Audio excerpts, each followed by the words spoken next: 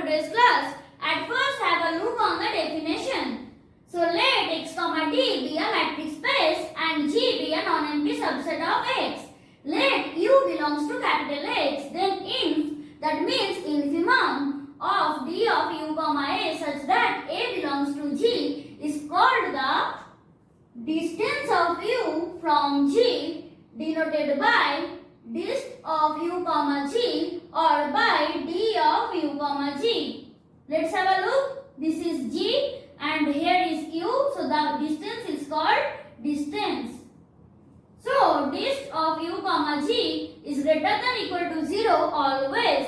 Again, we see that dist of U comma G is equal to 0 if U belongs to G.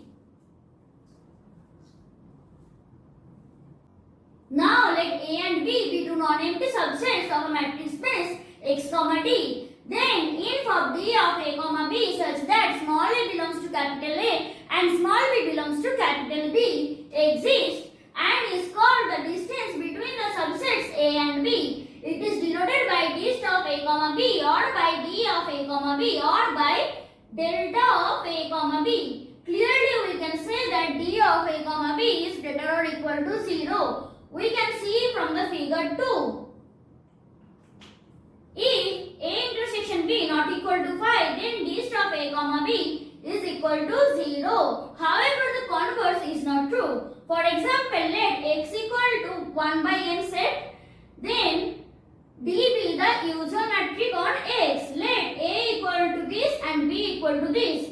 We can say that the distance of A comma B is equal to 0, although A intersection B equal to 5.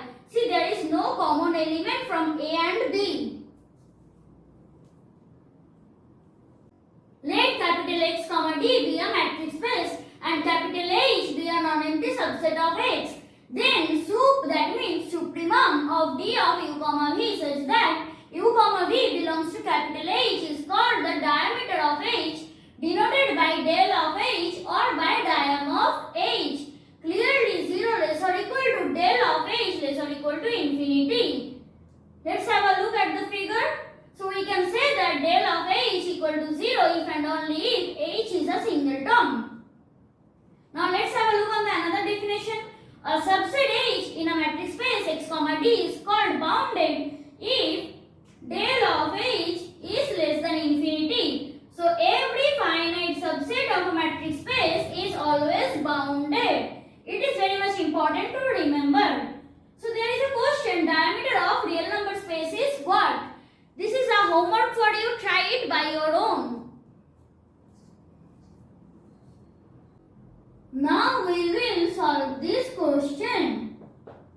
So since D is a matrix, D of x comma y is greater or equal to 0. So, d of x comma y by 1 plus d of x comma y is also greater or equal to 0 for all x comma y belonging to capital X, and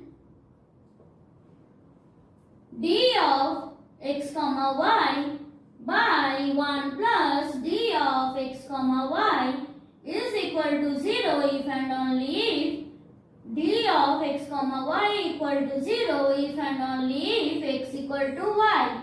We can write this because it is already given that x comma d is a matrix space. Now, by symmetry property,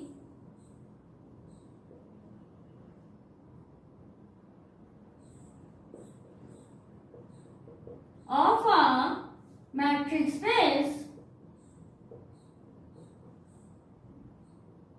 we have d of x comma y equal to d of y comma x.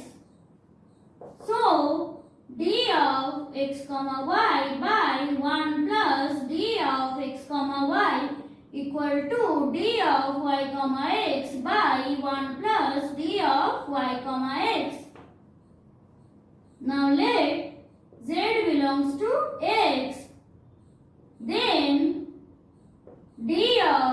x comma y is less or equal to d of x comma z plus d of z comma y, because D is a matrix, and by triangle inequality we can write this.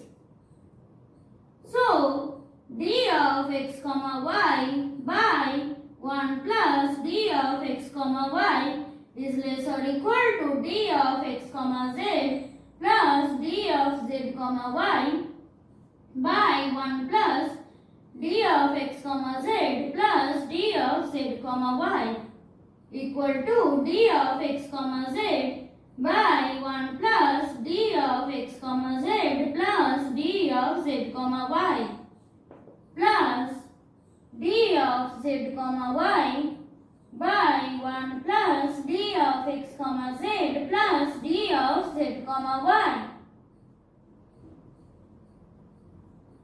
So now it is less or equal to d of x comma z by 1 plus d of x comma z plus d of z comma y by 1 plus d of z comma y. So since all the metric axioms are whole, x comma, so thus x comma d by 1 plus d is a metric space.